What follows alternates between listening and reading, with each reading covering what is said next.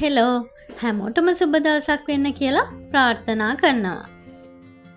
ජෙලිපුඩින් business එක සාර්ථක කරගන්න මම පාවිච්චි කරපු පුංචි ටිප්ස් කිහිපයක් ගැන තමයි අද මේ වීඩියෝ එකකින් ඔයගොල්ලන්ට කියන්න බලාපොරොත්තු වෙන්නේ. එහෙනම් අපි යමු වීඩියෝ එකට.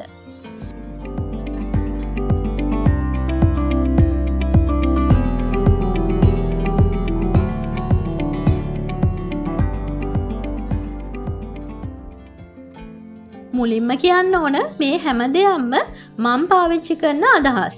ඒ හින්දා සමහර කෙනෙක්ට මේක ගැලපෙන්නත් පුළුවන් නොගැලපෙන්නත් පුළුවන්. තමන් කරන ක්‍රමේ වෙනස් වෙන්නත් පුළුවන්. එහෙමයි කියලා මම මේ කරන ක්‍රමේම හැමෝටම කරන්න කියලා මම අනුමත කරන්නේ නැහැ. තමන්ට ගැලපෙනවා නම් ඒ දේවල් මැච් වෙනවා කියලා හිතනවා නම් විතරක් මේ දේවල් කරලා බලන්න කියලා ආරාධනා කරනවා. පළවෙනි ටිප් එක තමයි අමුද්‍රව්‍ය ගන්නකොට හොඳම අමුද්‍රව්‍ය ලබා ගන්න කියන එක. ලාභ ලබන්න හිතාගෙන බාලබඩු අරගෙන අපේ බිස්නස් එක කඩා ගන්නවට වැඩිය අපි ඒක අපිට දාන්න පුළුවන් හොඳම අමුද්‍රව්‍ය පාවිච්චි කරලා හදා ගන්න තරමට අපේ බිස්නස් එක අපිට දියුණු කරගන්න හැකියාව තියෙනවා. මොකද කෙනෙක් හිතන්න පුළුවන් මේක හදනකොට ලාභයක් නැහැනේ ලොකු කියලා හිතලා අඩුවට තියෙන අමුද්‍රව්‍ය පාවිච්චි කරනවා වෙන්න පුළුවන්. එතකොට ඒකෙන් වෙන්නේ අපිට දීර්ඝකාලීනව අපේ බිස්නස් එක පවත්වාගෙන යන්න අමාරු වෙන එක. ඉතින් මම කියන්නේ ගාන අඩු බඩු ගන්න එපා කියලා. ගාන අඩු වුණත් ඔයගොල්ලෝට ගන්න පුළුවන් හොඳම ක්වොලිටි එකේ බඩු ඔයගොල්ලන්ගේ බිස්නස් එකට පාවිච්චි කරන්න කියන එක තමයි කියන්න තියෙන්නේ. උදාහරණයක් විදියට මම හැම වෙලාවෙම මේ පැකට් පාවිච්චි කරනවා නැත්නම් වෙළඳ පොලේ සමහර විට ගන්න තියෙනවා ඇති මොනවාද මේ වගේ ජෙලි පැකට් උනත් ජෙලි වල උනත් ලූස් තියෙන තැන් ඇති ඒ වගේ තැනකින් දන්නේ නැති බ්‍රෑන්ඩ් වලින් ගන්නවට වැඩිය මේ වගේ දන්න බ්‍රෑන්ඩ් එකක් පාවිච්චි කරන එකෙන් අපේ ජෙලි වල ගුණාත්මක භාවය පවත්වාගෙන යන්න පුළුවන්. ඒ වගේම මම මිල්ක් එක හදාගන්න පාවිච්චි කරන්නේ හයිලන්ඩ් එකේ කන්ඩෙන්ස් මිල්ක් එක. ඒ වගේම ඔයගොල්ලන්ට තව දැනට වෙළඳපොලේ තියෙනවා තව එක ජාතිවල කන්ඩෙන්ස් මිල්ක් නැත්නම් ෆ්‍රෙෂ් මිල්ක් වර්ග ඒ වගේ දේවල් පාවිච්චි කරන්න පුළුවන්. ඉතින් අමුද්‍රව්‍ය ලබා ගන්නකොට හොඳම අමුද්‍රව්‍ය ගන්න try කරන්න.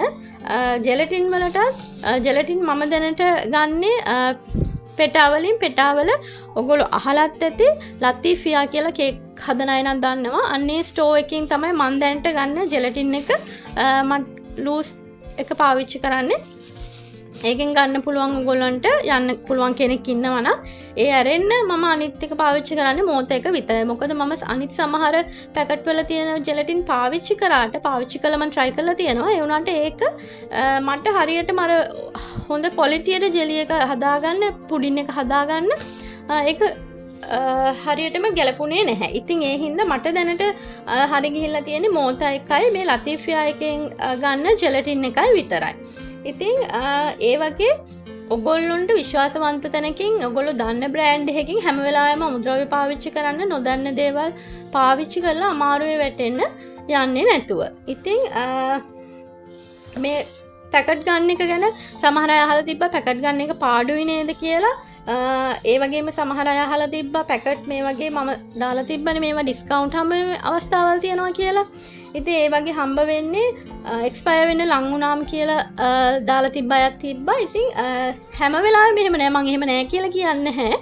නමුත් හැම වෙලාවෙම එහෙම ඩිස්කවුන්ට් දාලා තියෙන්නේ මේ වගේ මේ එක්ස්පයර් වෙන්න ලං වෙච්ච ඒවා නෙමෙයි. උදාහරණයක් විදියට මම මේක ගත්තේ ෆුඩ් සිටි එකෙන් ඩෙලිෂ් එක මොහොත එකත් එහෙමයි. ඒකේ දැන් මේක ඩිස්කවුන්ට් දාලා තිබ්බේ මේකේ එක්ස්පයර් ඩේට් එක තියෙන්නේ 2027 9 වෙනි මාසෙට. ඉතින් ඒ කියන්නේ මේවා එක්ස්පයර් වෙන්න ලං වෙලා ඩිස්කවුන්ට් දාපුව නෙමෙයි. ඉතින් ඒ හින්දා ඒ වගේ දේවල් තෝරලා බලලා ගන්න එක ඔයගොල්ලන්ගේ වගකීමක් වෙනවා. ගාන අඩුයි කියලා හැමදේම චෙක් කරන්නේ නැතුව ගන්න යන්න එපා. ඉතින් ඔයගොල්ලෝ පැකට් ගන්න එකේ තියෙන වාසිය තමයි මගේ පැත්තෙන් මං හිතන විදිහට මේක ග්‍රෑම් 100 පැකට් එක. ඉතින් මට මේක කෙලින්ම මං අවශ්‍ය කප් ගන්නට මේක මෙෂර් කරන්නේ නැතුවම දාගන්න පුළුවන්. එතකොට මම මේක වෙනම ඔයගොල්ලෝ දැකලා ඇති ග්‍රෑම් 500 පැකට් තියෙනවා.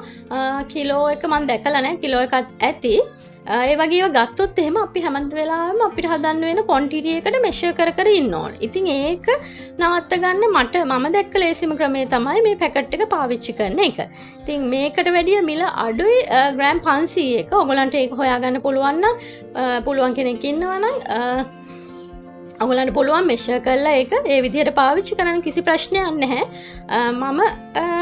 මට ලේසි ක්‍රමය තමයි මම අනුගමනය කරන්නේ. ඉතින් මේ වගේ පැකට් ගත්තාම මට තියෙන්නේ කෙලින්ම මේ පැකට් එක කඩලා දාගන්න විතරයි. ආයේ මේවා කිරලා මැනලා බලන්න අවශ්‍ය වෙන්නේ නැහැ. ඊළඟ ටිප් එක තමයි ඔයගොල්ලෝ ජෙලි හදාගන්න පාවිච්චි කරන භාජන උස භාජන නොවි පැතලි භාජනයක් වෙන එක. මොකද එතකොට අපි උස භාජනයක් ගත්තොත් එහෙම මේ වගේ උස භාජනයක් ඔයගොල්ලෝ පාවිච්චි කරොත් එහෙම හැම වෙලාවෙම මේ මහතර තමයි ඔයගොල්ලන්ගේ ජෙලි එක එන්නේ. එතකොට ඔයගොල්ලෝ මේක කපා ගන්න යනකොට කොටු හැඩයට කපා ගන්න යනකොට ඒක අර ඉක්මනට කපා ගන්නත් අමාරුයි, ලස්සනට කපා ගන්නත් අමාරුයි. ඉතින් මම පාවිච්චි කරන භාජන සෙට් එක තමයි මේ තියෙන්නේ. මේක මම ගත්තේ පිළියන්දල ජයකිරණ එකෙන්. මේකේ මේ වගේ කොටස් 4ක් එනවා. එතකොට මට කලර්ස් 4කින් මේකට ජෙලි හදාගන්න පුළුවන්කම තියෙනවා. ඉතින් මේ වගේ පැත්තලි එකක් ගත්තාම ඔයගොල්ලන්ට පේනවා ඇති මම ජෙලි පැකට් දෙකක් මේකට හදාගන්න පුළුවන්. එතකොට හැම වෙලාවෙම මට මේකේ කොටු කපා ගන්න නිකන් මේ කොටු කපා ගන්න එක විතරයි තියෙන්නේ. හරිම ලේසි. ඒ වගේම මේකට මේ වගේ මූඩියක් එන හින්දා මේක වහලා මේ සෙට් එකම හදලා වහලා මේ විදිහට ෆ්‍රිජ් එකේ දාගන්න පුළුවන්. එතකොට එක එක කලර්ස් වලට වෙනම පාවිච්චි කරන්න පුළුවන්. මේ වගේ භාජනයක් පාවිච්චි කරාම එකක් ඇවිල්ලා අපිට කපා ගන්න අමාරුයි වගේම තමයි මේ වගේ භාජන කිහිපයක්ම පාවිච්චි කරන්න වෙනවා. මොනවාද ජෙලි කනිත් කලර්ස් හදාගන්න. එතකොට අපිට ෆ්‍රිජ් එකේ තියෙන ඉඩත් අපිට වැඩියෙන් පාවිච්චි කරන්න සිද්ධ වෙනවා. මේ තියෙන්නේ මම මුලින්ම පටන් ගන්න අවස්ථාවේදී පාවිච්චි කරපු භාජනේ. මේකේ තමයි මම මුලින්ම ජෙලි හදනකොට පාවිච්චි කරේ. මේ වගේ පැතලි භාජනයක්. මේකේ මට තිබ්බ අවාසිය තමයි මේකට මූඩියක් නැහැ. ඒ හින්දා මේකට මට හැම වෙලාවෙම මේක කවර් කරගන්න අර රැපින් එකක් පාවිච්චි කරන්න උනා. එතකොට ඒක මට අමතර කොස්ට් එකක්. ඒ වගේම තමයි එතකොට ඒක මේකට ඇලවෙන හින්දා ඒක අර ජෙලි එකෙන් ගලවනකොට ඒකත් එක්කම ඇලවිලා තමයි එන්නේ. ඒ හින්දා ඒක මගේ බිස්නස් එක දියුණු කරන වැඩේට ටිකක් කරදර වුණ හින්දා මම මෙන්න මේ වගේ භාජනයකට මාරු වුණා. ඉතින් ඔයගලන්ට මේ වගේම එකක් හොයාගන්න බැරි වෙන්න පුළුවන්. ඒ වුණාට හැම වෙලාවෙම මේ වගේ පැතලි භාජනයක් පාවිච්චි කරන්න පුළුවන් තරම් මූඩිය වහන්න පුළුවන් එකක් පාවිච්චි කරන්න. මොකද එතකොට අපිට ලේසියෙන්ම මේ ජෙලි හදාගන්න වැඩේ, ජෙලි කපා ගන්න වැඩේ කරගන්න පුළුවන්. ඊළඟ ටිප් එක තමයි ඔයගොල්ලෝ බිස්නස් එකට බඩු ගන්නකොට, ඒ කියන්නේ අමුද්‍රව්‍ය පාවිච්චි කරනකොට ඕනවට වැඩිය ස්ටොක්ස් ගොඩ ගහගෙන ගෙදර තියාගන්න එපා.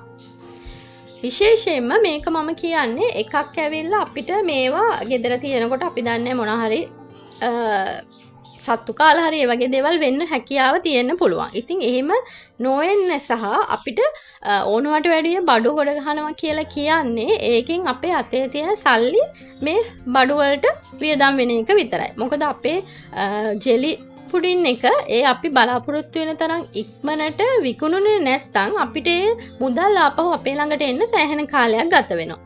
ඒ හින්දා මම යෝජනා කරන දේ නම් තමන්ට අවශ්‍ය ඕඩර්ස් 5කට වගේ ප්‍රමාණයකට අවශ්‍ය බඩු ටික ගෙනල්ලා තියාගත්තම හොඳටම ඇති. මොකද ඒක අපි ඉවර වෙන්න ලං වෙනකොට ඊට පස්සේ අපිට පුළුවන් ටික ටික ඊළඟ බඩු ටික ගෙනල්ලා තියාගන්න. ඒකෙන් ඔයගොල්ලන්ගේ අතේ මුදල් වියදම් වෙන එකත් අඩු වෙනවා. ඒ වගේම තමයි මේ වගේ බඩු පරිස්සම් කරන්න යන කාලෙ ඉතුරු වෙනවා. ඊළඟ ටිප් එක තමයි ඔයගොල්ලෝ මේ ජෙලි පුඩින් හදන වැඩේට භාවිතා කරන භාජන වෙන දේවල් වලට පාවිච්චි කරන්න එපා. උදාහරණයක් විදිහට මම මේ ජෙලි හදන්න පාවිච්චි කරන භාජන ටික මම ජෙලි හදන්න විතරමයි පාවිච්චි කරන්නේ. මේකයි වෙන දේවල් කිරි ಜಾති හදලා මොනවා හරි වෙන පුඩින් ಜಾති දාන්න මම පාවිච්චි කරන්නේ නැහැ. ඒ වගේම තමයි මම කිරි මිශ්‍රණය හදන්න පාවිච්චි කරන භාජන දෙක තමයි මේක සහ මේ හැන්ද. මම මේකෙන් කිරි හදන එක විතරයි කරන්නේ. වෙන කිසිම දෙයකට මේ භාජනය පාවිච්චි කරන්නේ නැහැ. මොකද අපි එහෙම අපි හදන භාජන වුණත් මේ විදිහට මාරු කර පාවිච්චි කරොත් එහෙම ඒකෙන් අපේ ප්‍රොඩක්ට් එකටම තමයි හානි වෙන්නේ. මොකද අපි එක්ස්පයරි ඩේට් එකක් දානවානේ.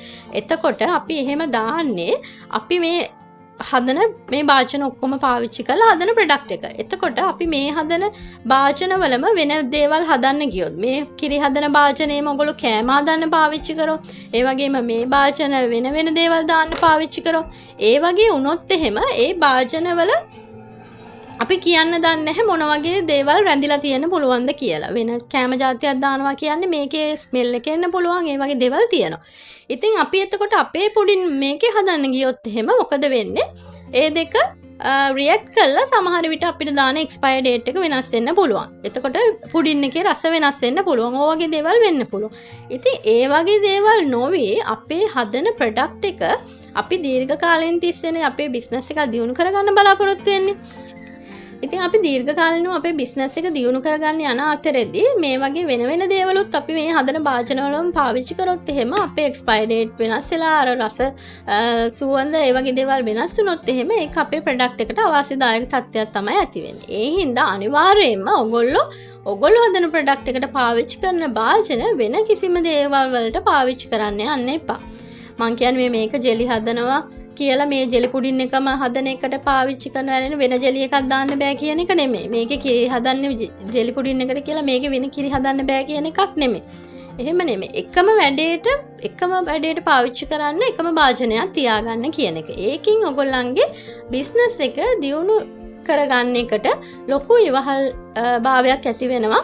ඒ විදිහට කරාම. ඊළඟ ටිප් එක තමයි ඔයගොල්ලෝ එකපාරක් ජෙලි පුඩින් හදලා මේ වගේ පිරිසිදු කරගත්ත භාජන ආයෙ පාරක් ජෙලි පුඩින් එක හදන්න ගනිද්දී ආයෙ පාරක් හොඳට පිරිසිදු කරලා ගන්න එක. මොකද සමහර අය හිතන්න පුළුවන් අපි ඒවා ජෙලි පුඩින් හදලා හොඳට පිරිසිදු කරලා කොහේ හරි හොඳට ස්ටෝර් කරලා තියලා ඊළඟ පාර හදන්න ගන්නකොට අපහු මේවා ක්ලීන් කරගන්න අවශ්‍ය නැහැ කියලා. කෙලින්ම මම මේවා හොඳට ක්ලීන් කරානේ මේවා හොඳට ස්ටෝර් කරලා තිබ්බනේ ඒ හින්දා එහෙම අවශ්‍යතාවයක් නැහැ කියලා ඒ විදිහටම පාවිච්චි කරන්න පුළුවන්. නමුත් මගේ අදහස වෙන්නේ අපි කොයි විදිහට පිරිසිදු කරලා කොයි විදිහට ස්ටෝර් කරලා තිබ්බත් අපි ආයෙ පාරක් අපේ ප්‍රොඩක්ට් එක හදන්න ගන්නකොට ඒ අදාළ භාජන හොඳට පිරිසිදු කරලා ගන්න එක. ඒකෙන් අපේ ප්‍රොඩක්ට් එකේ ගුණාත්මක භාවය සහ කල්ලිකුත් වීම රැක ගන්න පුළුවන් වෙනවා. වීඩියෝ එකේ දෙවෙනි කොටස ඉක්මනටම ගේන්න බලාපොරොත්තු වෙන අද වීඩියෝ එකෙන් සමුගන්නවා. හැමෝටම සුබ දවසක් ප්‍රාර්ථනා කරනවා.